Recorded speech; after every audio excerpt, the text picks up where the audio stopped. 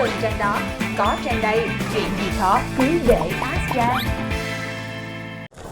Trước hết, chúng ta cùng xem lại phần một tí nha. Chuối tay là nó sẽ to hơn Nhưng mà nó cũng sẽ chọt đâu đó những cái thằng nhỏ xíu chứ. Chị cũng có coi, ngày xưa chị cũng coi mấy cái show á là các bạn giữ cái phô trình của các bạn đến lúc các bạn cưới luôn. Cưới luôn. Dạ đúng rồi. Nhưng sao không biết luôn á. Chắc skill này là skill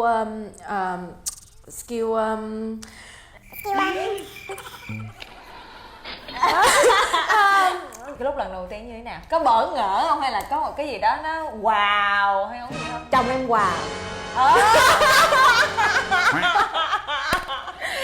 Đúng rồi, em chịu nổi luôn.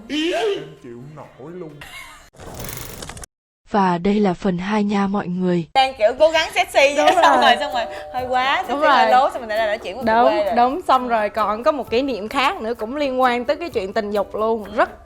Rất là vui.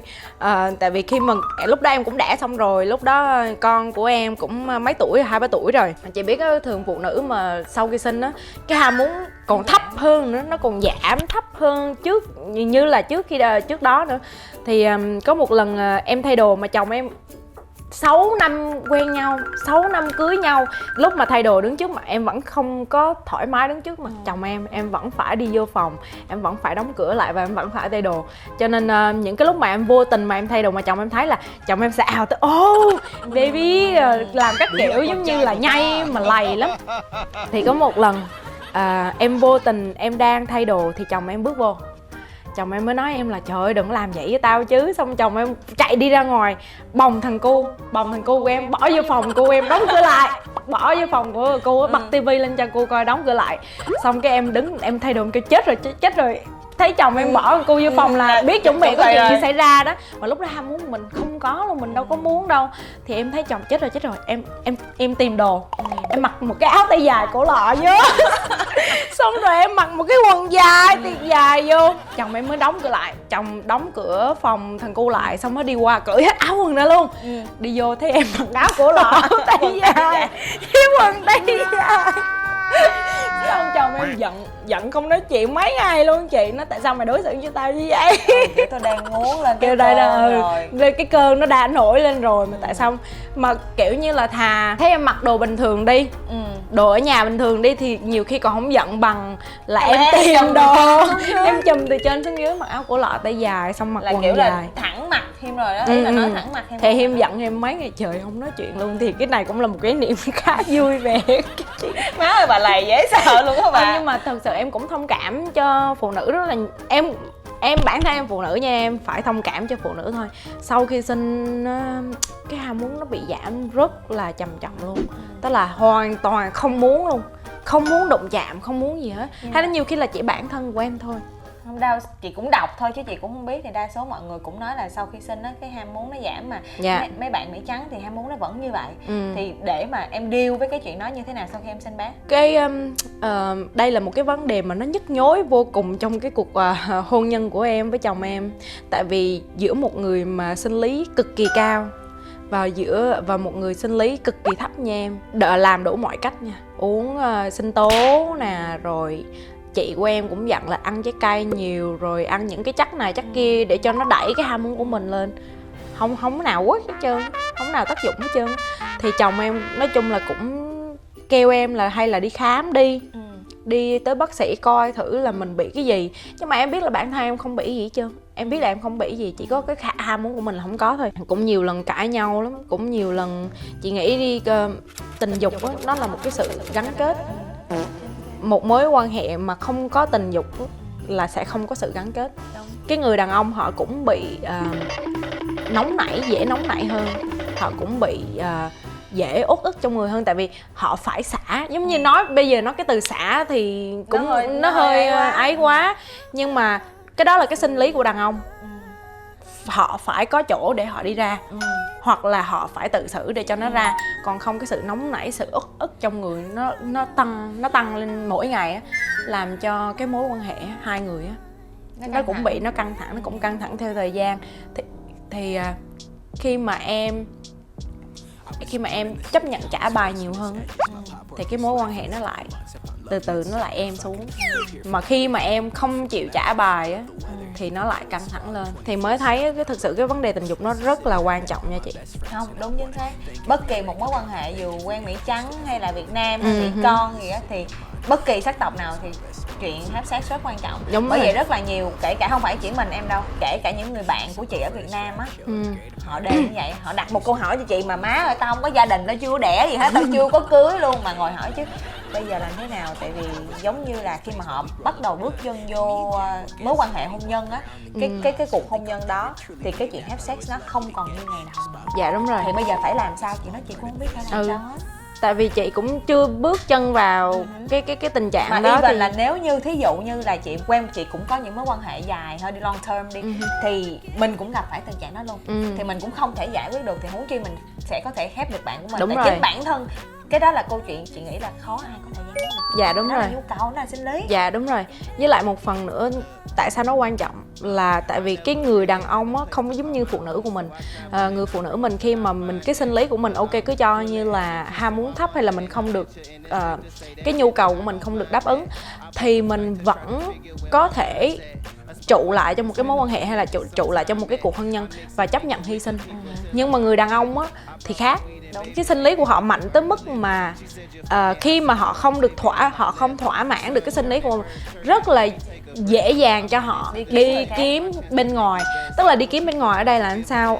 Không phải là tao sẽ bỏ vợ tao rồi tao đi cặp người này cặp người kia, không có. Tức là họ đi ra ngoài, họ thỏa mãn cái mong muốn của họ, xong rồi họ lại quay trở về với cuộc sống bình thường của gia đình. Thì cái này á, nhiều người trách móc là tại sao đàn ông họ như vậy. Phải hiểu cái này nó liên quan tới vấn đề sinh lý nhiều hơn. Mà khi giống như em nghĩ là đàn ông mà nó phải ra rồi đó mà nó không ra được, nó bắt buộc nó phải đi tìm một chỗ để nó ra. Đúng không chị? Đúng, chính xác. Còn phụ nữ mình khác, phụ nữ mình không ra được thì cũng It's chả okay, sao. đúng It's okay, rồi. cũng chẳng sao, mình vẫn trụ lại được cái mối quan hệ đó. Còn đàn ông nó khác lắm. Vậy thì cái lúc mà đi đẻ con thì sao? Đi đẻ con có cái gì, chuyện gì vui không? Trời Chị ơi. thấy rất là kiểu nhiều chị chia sẻ là đi đẻ con mấy ông Mỹ trắng kiểu chăm sóc, mấy chồng của mấy chị đó chăm sóc nhiều lắm. Đúng rồi. Chồng em cái ngày cái em đẻ là đúng cái ngày due date luôn, là vào chính xác 11 giờ mấy chuyển qua ngày due date là em lên đường em đi rồi. Thì lúc mà em đi vô bệnh viện á, trời ơi, em nói chị á, mới đầu vô thì nó cũng chẳng có đau gì hết trơn á. Thì mình cũng nằm mình chơi Facebook, mình coi tivi, mình nói ủa cái này đâu có đau đớn gì đâu ta. Xong một lúc sau nó hành cho chết người luôn. Mà em đau quá, em bị cọc. Thường mình á, mình đau quá mình bị cọc đó chị. Em nói em gọi chồng em lại là cột tóc lại cho tao. Tại vì em nằm em lăn lộn thì tóc em giống như là bà điên vậy đó. Em nói chồng em á, cột tóc lại cho tao. Thì chồng em mới đi lại cột tóc cho em. Mà đàn ông họ đâu có biết cột tóc phụ nữ làm sao đâu. Cột mà làm một cục méo qua bên này nè. Em điên quá, em chửi luôn. Em chửi tục luôn nha, xin lỗi mọi người nha, em chửi tục luôn á. Em nói là em nói là không phải DM, không phải tiếng Việt, nhưng mà em nói trong tiếng Anh thôi. Em nói mày không biết cột tóc tao và đi ra chỗ khác đi. Mày biến ra chỗ khác đi. Thì chồng em cũng thông cảm. Tại vì lúc đó em đau đớn quá rồi. Xong rồi em ghét, lúc đó em ghét chồng em cực kỳ. Em hận chồng em cực kỳ. Tại vì mày mà tao có giờ. Tại vì mày mà tao mới đau đớn như vậy nè. Xong rồi em thấy chồng em, chỉ cần em đưa ánh mắt qua mà em nhìn thấy chồng em một cái là em điên máu lên. Em nói mày đi ra chỗ khác đi, tao không muốn nhìn thấy mày. Xong em nói nhiều lúc em còn nhìn chồng em nói là tại sao mày không đẻ, tại sao phải là tao. Xong rồi bạn nói làm sao? Thì chồng em cũng cười thôi, cũng hiểu là em đang đau đớn quá, dạ đang quạo quá, thì chồng em cũng cười thôi. Xong rồi chồng em giống như cũng calm em xuống thôi mà it's gonna be okay, thôi đừng có lo, it's gonna be okay. Xong rồi đến lúc mà vô đẻ thì chị của em á, chị của em, má của em và chồng của em là 3 người ở trong phòng lúc mà em đẻ. Thì mỗi lần mà chồng em đưa mắt đứng qua nhìn á là chị em đẩy chồng em ra. Chồng em đưa qua nhìn là chị em đẩy chồng em ra. xong rồi hả, chồng em mới nói là tại sao mày cứ đẩy tao qua, tao đang đứng ở đây á, mày mu qua bên này mày đứng đi. Xong chị em mới nói với chồng em là mày không cần phải thấy cái cảnh này. Là lúc đó là tại vì sợ người đàn ông họ bị bị ám ảnh cái lúc mà em bé cái em bé nó đi ra, sợ đàn ông bị ám ảnh. Mà thật sự chồng em cũng bị ám ảnh nha chị, tới bây giờ mà nhắc lại là chồng em rùng mình vậy đó. Tại vì nó kinh khủng lắm chị ơi. Nhưng mà ở bên đây có cho vô mà đúng không? Có cho vô luôn, cho lúc đó là cho 3 người, cho má em, cho chị em và cho chồng em đó. Thì cái lúc mà đẻ em đau đớn, em xỉu mấy lần. Em giống như tự nhiên mình không có đủ sức lực nữa, mình cứ bị liệm đi vậy đó. Xong chồng em phải giặt cái khăn ướt á, cứ đập chạm vô con mắt của em để cho nó lạnh, nó mở ra, nó tỉnh táo á chị. Xong rồi cái vai của em bị chật luôn. Thì chồng em cũng là người đỡ em.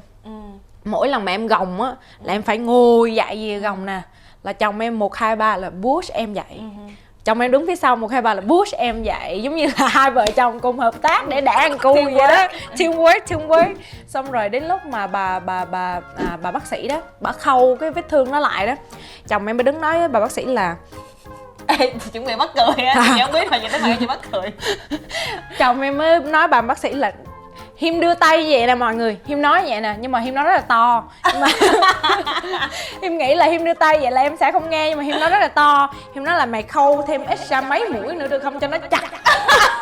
Má cho nó nhỏ lại đúng cho không? Nó chặt lại, đúng rồi. Mày khâu thêm extra mấy mũi nữa được không? Lúc đó thì em vừa giận mà em vừa mắc cười, mà mình vừa đau nữa. Mà trong lúc mình đẻ mọi người, bác sĩ á với lại chồng mình á có một cuộc hội thoại rồi đỉnh cao luôn.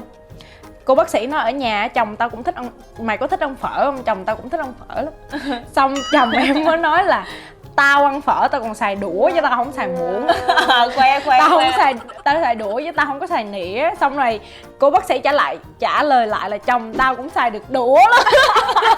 Trong lúc em đang đau bụng gần chết mà hai người đứng nói chuyện ăn phở, xài muỗng, xài đũa.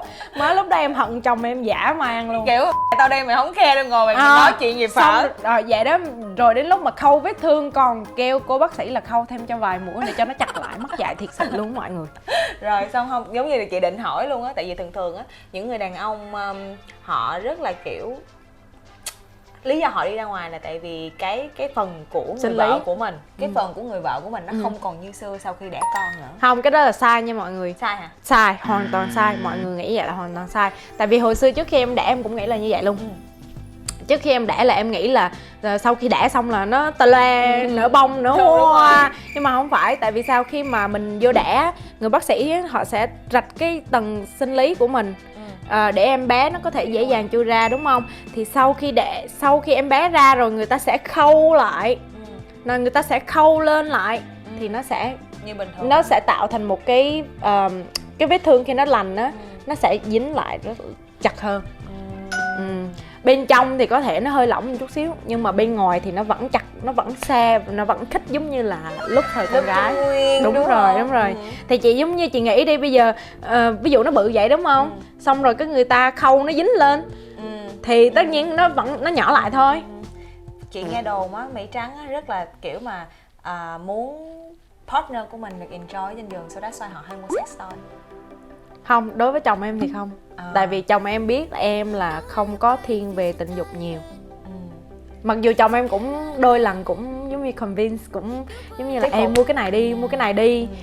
Em không là không à. Vậy tại vì em có try to, you know like lúc mà mới quen hoặc là sau này á, somehow là mình có be sexy trước mặt Hiêm hay không, để đổi mới, hay là always là Hiêm là cái người lãng mạn ở trên giường, là một người đổi mới chị? Có, thì em tùy hứng lắm, nói chung cũng tùy hứng lắm. Em cũng có mua những cái bộ đồ này kia. Có hóa trang, có chơi hóa trang rồi. Em có hóa trang nhưng mà mặc những cái bộ đồ mà sexy này kia mọi người. Xong trước khi mình mua thì lúc nào mình cũng hỏi với chồng mình là anh có thích bộ này không? Nhưng mà mỗi khi mà gửi hình qua cho chồng mình là mình phải cắt cái mặt đi nè, để chồng mình khỏi nhìn giống như anh có người mẫu mặc đồ sexy. Không được nhìn mặt là không biết người này là ai, hiểu không? Mỗi lần em gửi hình cho chồng em là em zoom to thiệt là to lên đúng không, xong em chỉ cắt đúng cái phần cắt cái tay, cắt cái tay, cắt cái đầu, cắt cái chân ra, em chỉ để đúng hình cái bộ đồ, xong em gửi chồng em. Là như vậy là to be sexy trước mặt Hiêm đó hả? Không, là hỏi ý là có muốn thích bộ này không, em sẽ mua cái bộ này về em mặc cho anh. Xong rồi cũng mua 3-4 bộ về, xong rồi đợi Hiêm đi làm về thì mặc đồ lên. Đó, Hiêm chỉ bộ nào là mặc bộ đó, kiểu vậy. Tại vì chị còn biết có nhiều người kiểu hóa trang nữa cơ. Dạ em thì hóa trang, không, đóng em kịch rồi các kiểu cắt nữa. đóng coi em thì giống như em, cái chuyện quan hệ tình dục của em cũng hơi kém. Không phải em kém nha, tức là skill em không có kém nha, nhưng mà là cái ham muốn của em cũng hơi kém, cho nên em không có willing, không có hóa trang hay là làm những cái chuyện khác ở trên giường, kiểu vậy. Nhưng mà Hy có đổi mới nhiều về mọi thứ trên giường cho em để em more interesting hơn? Có. Giống như là lâu lâu cái tự nhiên đốt nến, xong rồi lâu lâu cái bật nhạc, mà bật nhạc kiểu sexy rồi các kiểu, xong đủ trò hết chị ơi, chồng em nhiều trò lắm. Rồi cái trò gì mà em nghĩ là về cái mảng sex của chồng em mà khiến cho em thích? Thích hả? Em nghĩ cái gì từ cũng đầu thích hả? từ đầu đến cuối luôn là thích hết luôn á. Tại vì chị biết á, có nhiều người á kiểu mà càng ở với nhau họ càng kiểu làm những cái rất là mới lạ cho partner, tại vì họ rất là sợ cảm giác sex mà quá là quen thuộc. Có bao giờ hai đứa sex public chưa? Không bao giờ chị ơi, em tôn trọng em tôn trọng con mắt của người khác. Em rất là tôn trọng con mắt của người khác, không bao giờ mà làm những chuyện đó ở bên ngoài hết trơn á. Nhưng mà em biết là có nhiều bạn của em rất là thích nha. Thích cái cảm giác đó. Đúng. Cái cảm giác mà thập thò, cái cảm giác mà phải len len luốt luốt. Em thì đối với em thì không có, tại vì em cũng hơi trong cái chuyện quan hệ tình dục em cũng hơi truyền thống một chút xíu. Tức là em không có lắm trò, gọi là em không có lắm trò. Chồng em thì lắm trò, nhưng mà em thì em không có lắm trò. Dạ, cho nên hầu hết những cái chuyện quan hệ tình dục là chồng em là người dẫn dắt. Và em là người đi theo, play along thôi, có nghĩa là mặc áo, mặc quần theo kiểu chồng em thích kiểu vậy. Nhưng mà cái lúc mà have sex mà có con thì sao? Có bao giờ? Cái lúc đó là tụi em không có plan, tụi em không hề có plan là sẽ có con. Đêm đó hai vợ chồng xỉn luôn, đi chơi. Tại vì đi chơi về xỉn xong rồi cái tới luôn, xong rồi sáng sau đâu nhớ. Tức là lúc đó là không plan có con luôn, không plan có con luôn, chỉ là quen yêu thôi, cưới thôi. Lúc đó đã cưới nhau rồi. Thì giống như là đã cưới nhau rồi thì tâm lý mình nó cũng thoải mái. Giống như là nếu mà dính thì dính thôi, tại mình cũng đã cưới nhau rồi thì mình đâu có sợ gì nữa đâu. Mà kể cả chưa cưới thì cũng chẳng có gì hết. Trời cho thì mình hưởng thôi. Nhưng mà cái lúc đầu tiên là cái tâm lý của tụi em là chưa có tính tới chuyện có con, vẫn muốn đi chơi, vẫn muốn đi travel, vẫn muốn giống như chỉ có hai vợ chồng với nhau trước đã, xong rồi mới tính chuyện con cái sau. Nhưng mà ai ngờ cái đêm đó xỉn, hai đứa xỉn quất một câu, xong xử sao sáng sau bình thường á, nếu mà lỡ đi có cho vào đi thì tụi em sẽ uống thuốc. Em sẽ uống thuốc tại vì em nghĩ chưa tới thời điểm thì em sẽ uống thuốc. Nhưng mà vô tình cái đêm nó xỉn thì ngày hôm sau không nhớ. Dính tới tháng 12 có bầu. Là cái lúc đó phản ứng của Hiêm sao? Hiêm thì vui, mà còn em thì sợ lắm. Em bị một cái ám ảnh. Tức là hồi lúc mà em học lớp 8, lớp 9 đi, 8, 9 cỡ khoảng đó, thì em có một người bạn thân. Thì người mẹ của người bạn thân em á, hai đứa con gái, thì người mẹ đó mới hù dọa em. Giống như là tại vì cái tuổi đó là cái tuổi của mình mới lớn đó, thì những cái người phụ huynh họ rất là sợ mình làm gì có chuyện bậy bạ rồi ngày này kia. Xong cái người mẹ đó mới nói với em với lại bạn thân của em là làm cái gì cũng phải cẩn thận, không có không có dễ dãi, không để lại hậu quả. Nếu không đẻ con đã máu đổ ra hai cái xô máu. Trời ơi, hù gì ghê vậy ba? Nó là đẻ con xong là máu đổ ra 2 xô máu, người mắc máu trầm trọng, xong rồi hù các kiểu luôn. Em sợ tới lớn luôn chị, em sợ tới lớn luôn rồi. Vậy con nhưng mà bạo lực. Cái lúc mà em có bầu em cứ nghĩ tới cái lời nói của cổ. Em cứ nghĩ là đẻ xong là 2 xô máu đổ ra, xong mất máu trầm trọng. Em sợ gần chết. Mà cái khoảng thời gian đầu tiên mỗi lần mà cãi nhau là em đòi bỏ con. Tại vì tâm lý của em thứ nhất là em sợ có con rồi, em sợ đẻ rồi. Lúc đó chưa ready. Mà lúc đó chưa có ready nữa. Cứ mỗi lần mà em với chồng em cãi nhau là em đòi bỏ. Nhưng mà cái đòi bỏ ở đây giống như là hù chồng mình thôi. Tại vì biết chồng mình là người muốn có con, chứ không phải là sẽ bỏ thiệt. Xong rồi cái lúc có bầu á, bị trái tính nữa chị. Em bị người ta bị ốm nghén á, thì có một cái thời điểm nhất định trong ngày, đúng không? Em là trong vòng 2 tháng em ốm từ sáng tới tối luôn. Tức là em ốm 24/7, không có giờ nào mà em không ốm ốm nghén. Thì chồng em là người chịu đựng rất là nhiều. Em không muốn gần gũi chồng em không muốn thấy chồng em đuổi chồng em đi ngủ ra ghế sofa. Rồi hả, có những hôm mà chồng em vừa đứng rửa chén mà vừa khóc. Trời ơi thương vậy. Em nói với chồng em á là em xấu tính tới mức kinh khủng luôn chị. Em nói chồng em là tao không muốn nhìn thấy mặt mày đi chỗ khác mày ăn đi. Thì chồng em phải cầm chén cơm đi đứng trước restaurant mừng đứng à. Xong rồi lúc rửa chén là vừa rửa chén rồi vừa khóc. Trời em xấu tính tới mức đó luôn á chị. Nhưng mà nói chung em cũng chịu, cũng ráng cũng chịu. Đến lúc mà đẻ thì cũng thêm một lần nữa là em bị xui. Em bị xui là em cứ nghĩ Việt Nam mới bị nha. Nhưng mà em ở Mỹ đây mà em bị nè. Bác sĩ y tá để quên cái bông gòn á, cái bông băng á, cái miếng gauze á, mà 5 miếng như vậy mà nó ôm lại một cục như nha, để quên trong người của em. Trời ơi sao? Xong lúc đó em về, em ở bệnh viện 3 ngày. Em về thì em về được 2-3 ngày sau á, là bắt đầu, chị biết không, lúc mà mình sinh con ra là cái máu hư trong người mình 9 tháng mà mình không có mất kinh đi là cái máu hư nó sẽ chảy ra, đúng không? Máu của em nhỏ giọt rất là ít. Mà em không đi được, không đứng được, không ngồi được, không ăn được luôn. Không ăn được không luôn. Tại vì cái cảm giác có một cái gì đó nó cứng ở trong của người mình, cái gì đó nó sai thì mình bị depressed, mình không có ăn uống không được, cứ khóc hoài thôi. Thì em mới nói với chồng em là tao có một cái cảm giác rất là kỳ lạ trong cái cơ thể của tao. Thì chồng em mới nói nhiều khi mày mới đẻ lần đầu ấy, mày không có kinh nghiệm mà em không ăn, không uống, không ngủ được, em cứ khóc hoài vậy đó. Thì chồng em mới nói là chắc mày bị trầm cảm á, sau khi sinh á. Thì để sang tuần á tao sẽ gọi bác sĩ của mày. Thì lúc đó sang tuần là đúng vào ngày lễ, là ngày thứ 2 là ngày lễ, thì ngày thứ 3 người ta mới mở cửa. Thì em cũng ráng em đợi thứ 6, thứ 7, chủ nhật. Đúng vào ngày chủ nhật là em pass out, mặt xanh lét luôn. Thì chồng em phải đưa em vô bệnh viện. Đưa em vô bệnh viện á, người ta lôi ra một cái cục gòn bự vậy nè. Thì chồng em phải giữ cái cục đó lại, điện thoại cho mẹ chồng em mới điện thoại cho luật sư. Thì luật sư mới nói là bây giờ mày đưa cho tao cái case này đi, chắc chắn mày sẽ thắng từ 200.000 trở lên nếu mà kiện bệnh viện, nếu mà xu bệnh viện. Thì lúc đó về nhà, má em với ba em cũng khuyên. Chị biết người Việt Nam mình là cái kiểu mà thôi bây giờ mới sinh con ra mà đã dính vô kiện tụng, có nghĩa là con mình nó đem lại những cái xấu, chị hiểu không? Những cái xui xẻo. Cho nên thôi bây giờ con đã giữ được cái mạng rồi thì thôi con ráng, con move on, con tiếp tục con sống, con bỏ qua cho người ta đi. Chứ vừa đẻ con xong đã dính kiện tụng này các kiểu thì thôi em cũng bỏ luôn. Em với chồng em hỏi cái vụ đó là em có được quyền sưu mà. Em với chồng em bỏ luôn.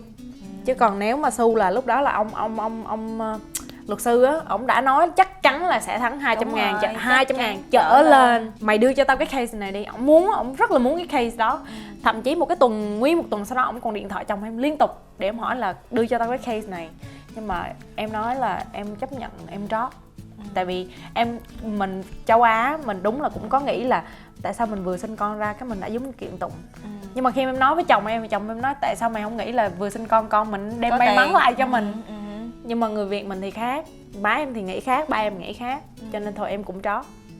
Nhưng mà em bị xui là cái đó. Lúc đó là chồng em không biết là bên này cũng còn cái vụ đó, có vụ đó. Lúc mà em nói với chồng em là em bị em feel something odd đó, mà Hiêm cứ nói mày suy nghĩ nhiều quá rồi. Nó không biết đâu. Đến lúc mà người ta lôi cái cục đó ra, em nói chồng em quỳ dưới chân em khóc luôn, quỳ dưới chân em xin lỗi luôn, tại vì đã không tin em. Khi mà em nói là có cái gì đó feeling không có ổn trong người á, chồng không tin. Tới lúc người ta lôi ra em nói quỳ lại mấy cái, quỳ cầm tay em nè, đập khóc nè, xin lỗi. tội nghiệp. Mà với lại là thật sự là ông không tin thiệt. Không tin, tại vì cứ nghĩ là em làm quá lên, cứ nghĩ là mày với làm lại quá là trầm cảm lên. sau sinh là có, với lại bây giờ Hy đọc nhiều quá nên thật ra là Hy cũng nghĩ là em bị ám ảnh cái trầm cảm sau sinh đó. Đúng rồi, không có nghĩ là đúng là có cái gì đó trong người của em. Mà em đi mà hai cái càng của em mà phải banh ra vậy nè, tại vì em đâu có khép cái chân lại được đâu, tại nguyên một cái cục nó nằm trong cửa mình của em đi hai cái chân càng nè. Chồng em nói em nhìn như con rùa. Mày nhìn như một con rùa vậy đó Sam, you look like a turtle. Mất dạy thiệt sự luôn. Lúc đó còn cười ha há vô mặt của em nữa. Nhưng mà sau khi mà có em bé, con cũng lớn được 1-2 tuổi thì cái chuyện have sex của hai tụi em sao? Nếu mà lúc có con Thấy con y vậy. là con sẽ ngủ một phòng riêng hai vợ chồng. Con từ nhỏ sinh ra là đã ngủ trong cái củi riêng rồi. Cái củi riêng á thì đặt trong phòng của em. Hai vợ chồng cho tới 6 tháng là cái củi rồi qua phòng riêng. Xong rồi tới 9 tháng là bỏ cái củi cho lên giường. Là từ đó nhỏ lớn là ngủ phòng riêng luôn. Còn hai vợ chồng là ngủ chung. Hai chồng vẫn ngủ chung. Còn đi ăn cũng vậy, đi ăn uống là hai vợ chồng ngồi chung, con ngồi đối diện. Ok, không có cho con ngồi ở giữa đúng không? Ok.